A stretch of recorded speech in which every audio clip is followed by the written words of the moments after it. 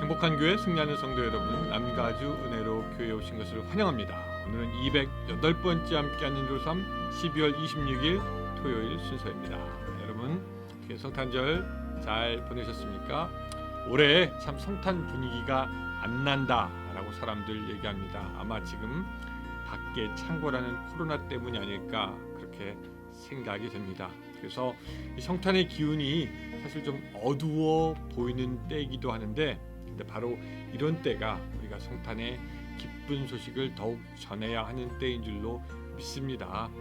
소망이 없는 사람들에게, 또 삶의 의욕을 잃어버린 사람들에게 예수 그리스도의 탄생을 전함으로 새로운 생명의 기운이, 그 소식이 더욱 퍼지게 해야 하는 때인 줄로 믿습니다. 이제 올해 한 해 얼마 남지 않았는데, 이런 때 더욱 우리가 기도와 말씀으로 하나님의 품으로 또한 돌아와야 하고요.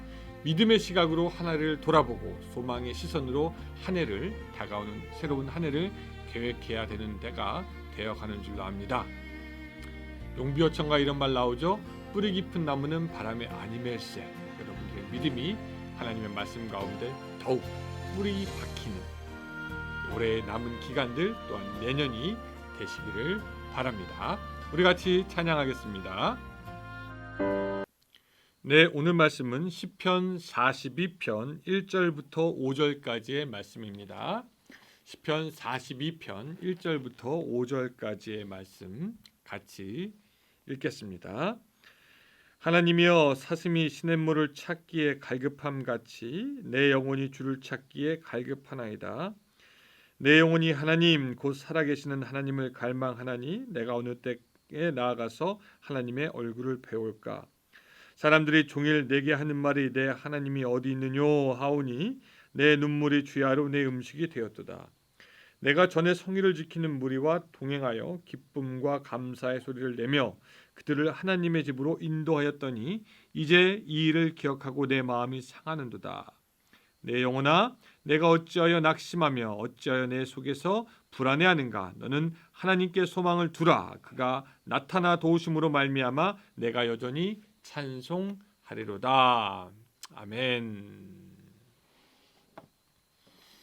여러분 혹시 벽에 붙은 파리 효과라는 말 들어본 적 있으십니까? 영어로는 fly on the wall이라고 하는데, 원래 이 말의 뜻은 뭐냐면 드러나지 않게 그대로 보는, 사실 그대로 보는 그런 의미를 가지고 있다라고 합니다. 이런 거예요. 조금 더 설명을 드리면은, 자, 여러분들이 막 화나서 괴롭다고 그렇게 생각해 보시기 바랍니다. 근데 그런 심정을 벽에 붙은 파리가 봤을 때는 뭐 아무 느낌 없을 겁니다. 그저 화나 있는 한 명의 사람으로만 보게 되겠죠. 그래서 나중에 이 말은 어떤 것을 의미하게 되냐면, 어떤 문제나 현상을 그냥 제3자의 입장에서 보는 것으로 심리학에서는 그 의미를 바꾸어서 설명합니다. 이 버클리 대학의 심리학자 오즈렘 에이럭 고스가 실험한 벽에 붙은 파리 효과가 이런 겁니다. 과거의 슬픔이나 분낸 것, 실패 경험들을 1인칭 자기의 시점이 아니라 제3자 3인칭의 시점에서 보게 하면은 그 실험에 참여한 사람들이 자기의 처한 상황을 객관적으로 보게 됨으로 말미암아 자기 처지를 더욱더 이해되었고, 또한 몰입했던 감정이나 정신적인 문제에서 빠져나와서 해결책을 찾는 데 많은 도움이 되었다라는 겁니다. 조금 그래서 설명을 드리냐면은, 우리가 어떤 감정이 있을 땐 거기에 그냥 함몰돼 가지고 다른 것을 보기 힘든데, 거기에서 벗어나서 제3자의 입장에서 자기를 살펴보자라는 겁니다. 그래서 이게 실제로 뭐 우울증, 조울증, 뭐 분노 장애나 깊은 슬픔을 갖고 있는 사람들이 자기의 생각이나 경험, 감정에 함몰되지 않고 3자가 되어서 자기 자신을 객관적으로 볼 때 자기의 처해진 상황, 이해가 되고 더 좋은 결정을 내리게 된다라는 것이죠. 이것이 바로 벽에 붙은 파리 효과입니다. 실제로 우리가 여러분 장기나 바둑을 둘 때에도 이 장기나 바둑을 두는 그 사람보다 이것을 제3자의 입장에서 훈수 두는 사람의 입장에서 보면 훨씬 그 게임을 이해하기가 쉽고 길도 보이게 되는 것과 비슷하다라고 할 수가 있죠. 근데 오늘 우리도 한번 좀 그렇게 해보자는 겁니다. 우리들 마음에 무언가 괴로운 것이 있을 때 이것이 과연 무엇인가, 이것을 제3자의 입장에서 한번 냉철하게 보자라는 겁니다. 오늘 이 시편 기자는 자기 마음 속에 있는 것들을 그렇게 제3자의 입장에서 봅니다. 좀 재밌어요. 자, 5절 보면은요. 내 영혼아, 내가 어찌하여 낙심하며 어찌하여 내 속에서 불안해하는가? 너는 하나님께 소망을 두라. 그가 나타나 도우심으로 말미암아 내가 여전히 찬송하리로다라고 하면서 자기의 영혼을 자기가 이렇게 쭉 보고 자기의 영혼에게 이야기하는 것입니다. 11절도 똑같아요. 내 영혼아, 내가 어찌하여 낙심하며 어찌하여 내 속에서 불안해하는가? 너는 내 하나님께 소망을 두라. 나는 그가 나타나 도우심으로 말미암아 내 하나님을 여전히 찬송하리로다라고 말하고 있습니다. 그러니까 시편 기자는 지금 이런 거예요. 자기가 두려움과 불안 가운데 있는 것을 막 애써 부정하지 않습니다. 그냥 잠잠히 제3자의 입장에서 자기의 영혼이 어떤 상태인지 바라보고 자기의 영혼이 무슨 문제가 있는지 찾아봅니다. 그러다가 자기의 영혼이 오늘 본문처럼 낙심하고 지금 불안해 있다라는 것을 알게 되는 것입니다. 여러분, 사람들하고 상담하다 보면은 힘들다고 말하고 괴롭다라고 말하는데 자기의 감정이 어떤지, 자기 영혼의 상태가 어떤지 조금 구체적으로 말해보라면은 의외로 잘 말을 못하는 경우가 굉장히 많이 있습니다. 누가 상담하러 와요. 마음의 상태가 어떻습니까? 감정이 어떠세요? 그러면 그냥 괴로워요라고만 말하지, 슬퍼요, 기뻐요, 낙심돼요, 불안해요, 염려해요, 걱정해요, 이런 것들을 자기 자신이 스스로 보지 못하고 스스로 이해하지 못하고 표현하지 못한다라는 것입니다. 그 마음 중심에 무엇이 잡고 있는지 몰라요. 근데 오늘 시편 기자는 내 영혼아 하면서 자기의 영혼을 볼 때 그 영혼이 낙심과 불안 가운데 있다라는 것을 보게 되는 것이죠. 왜 그렇게 됐을까? 이 시편 기자는 오늘 본문을 보면은 사람들의 비웃음과 조롱 때문에 자기의 마음이 낙심되어 있다라는 것을 지금 깨닫게 됩니다. 3절, 사람들이 종일 내게 하는 말이 내 하나님이 어디 있느냐? 10절 보면요, 내 뼈를 찌르는 칼같이 내 대적이 나를 비방하여 늘 내게 말하기를 내 하나님이 어디 있느냐? 이런 비웃음과 조롱을 듣게 되니까 그 참지 못하고 그 마음이 낙심으로 바뀌게 된 것을 시편 기자가 말하는 것입니다. 조롱과 비방 속에 마음이 낙심돼서 자기 마음을 한참을 들어보니까 자기 마음이 낙심하고 속에서 불안해하고 있는 것을 깨닫게 됩니다. 근데 여기서 멈추지 않고 자신을 한참 들여본 그 시편 부자는 그 문제 상황이나 환경 혹은 원수들에게 그 문제가 있는 것이 아니라 자기가 하나님을 더욱더 신뢰하지 못하고 있다는 것을 눈치채게 됩니다. 그리고 자기의 영혼에게 조언하고 명령합니다. 스스로 3자의 입장에서 자기 자신에게 말하는 겁니다. 너는 하나님께 소망을 두라. 그가 나타나 도우심으로 말미암아 내가 여전히 찬송하리로다라고 말을 하고 있는 것이죠. 스스로가 스스로에게 보고 스스로에게 명령하고 조언하는 겁니다. 너 하나님께 소망을 둬야 해. 예, 맞습니다. 하나님께 소망을 둔 자는 넘어지지 않고, 하나님께 소망을 둔 자는 방향을 잃지 않고, 하나님께 소망을 둔 자는 상황을 뛰어넘을 수 있기에 하나님께 소망을 두자. 이것이 정답입니다. 올 한 해 코로나 때문에 참으로 난리였죠. 코로나로 인해서 경제적인 피해도 엄청났지만 개인들의 그 정신적인 건강과 또한 가정들에게도 견디기 힘든 괴로운 일들이 많이 있었습니다. 여러분, 그 당한 일로 인해서 여러분들의 마음은 얼마나 낙심이 되셨습니까? 걱정하셨습니까? 근데 올해가 다 가기 전에 기도의 시간을 가지면서 여러분들의 내면을 조용히 들추어 봤으면 좋겠습니다.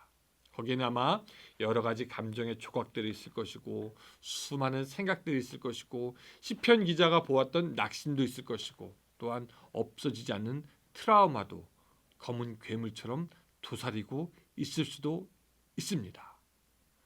또한 미래에 대한 걱정과 염려가 검은 구름처럼 흩어지지 않고 있을 수도 있고 또 몸서리쳐지는 후회나 현실을 도피하고 싶은 그 마음이 한 구석에 울고 있을 수도 있겠죠. 그런 오늘 우리가 우리 스스로를 가만히 보고 무엇이 문제인지 살펴보고 다가가는 겁니다. 그리고 격려하는 겁니다. 그리고 스스로에게 말해보는 겁니다. 내 영혼아, 내가 어찌하여 낙심하는가? 너 왜 그렇게 불안해하냐? 우리 사심이 시냇물을 찾듯 여호와를 찾자. 그분을 신뢰하는 자에게 언제나 소망 주시는 그 하나님의 은혜를 기다리자. 이 어둠을 예수 그리스도의 빛으로 물리치자. 그렇게 말하고 격려하고 스스로 마음을 잡고 다시금 하나님의 얼굴을 구하는 것. 그것이야말로 지금 우리가 할 수 있는 가장 지혜로운 일이 아닌가 생각됩니다. 하나님은 진실된 마음으로 그분을 찾는 자들에게 함께하여 주시며 겸손한 영혼을 수생시키며 모든 원수의 칼에서 당신의 자녀들을 구원하시는 분이십니다. 전문가들은 원래대로 되돌아가기에 너무나 이제 힘이 들 거라고 전망합니다. 그러나 하나님은 그런 상황 속에서도 변하지 않는 분이시고 생명의 주님이시고 사랑하는 자들을 당신의 품으로 인도하시는 분이십니다. 그러니 세상의 것을 보고 이리저리 흔들리고 고민하고 불안하기보다 오늘 본문처럼 너는 하나님께 소망을 두는 것, 이것이 바로 정답이 되는 줄로 믿으시기 바랍니다. 자, 말씀을 정리합니다. 여러분 스스로 여러분 자신을 보십시오. 여러분 안에 무엇이 자리 잡고 있습니까? 그 무엇이 자리 잡고 있던 간에 여러분들이 여러분들 자신에게 최고의 조언을 주십시오. 소망을 하나님께 두라, 하나님을 믿으라, 하나님을 의지하라. 여러분, 그 시편 기자가 찾은 정답을 여러분도 찾고 하나님을 구함으로 승리하는 올해의 마지막이 될 수 있기를 주님의 이름으로 축원합니다. 기도하겠습니다. 하나님, 시편 기자가 스스로 볼 때 자기 마음속에 낙심과 불안이 있었음을 고백합니다. 하나님, 오늘 우리가 우리 자신 스스로 우리의 마음 안을 볼 때 여러 가지 걱정과 근심과 화와 불안 또한 많은 것들이 있을 줄로 압니다. 하지만 하나님, 우리가 우리들에게 스스로 여호와께 소망을 두고 다시 믿음을 가질 것을 권면할 수 있도록 도와주시고 그러므로 말미암아 마음을 다시 한번 움켜잡고 일어서는 오늘 우리의 심령 될 수 있도록 도와주시옵소서. 낙심하지 않도록 도와주시옵소서. 절망하지 않도록 도와주시옵소서. 희망과 소망 주시는 주님을 바라보고 다시 일어나서 걷는 오늘 우리의 걸음이 될 수 있도록 도와주시옵소서. 예수님의 이름으로 기도드리옵나이다. 아멘. 네, 감사합니다. 30분 또 기도하는 시간이 되었습니다. 여러분이 기도의 시간도 승리하며 하나님께 한 걸음 더 가는 시간이 되시기 바랍니다. 감사합니다.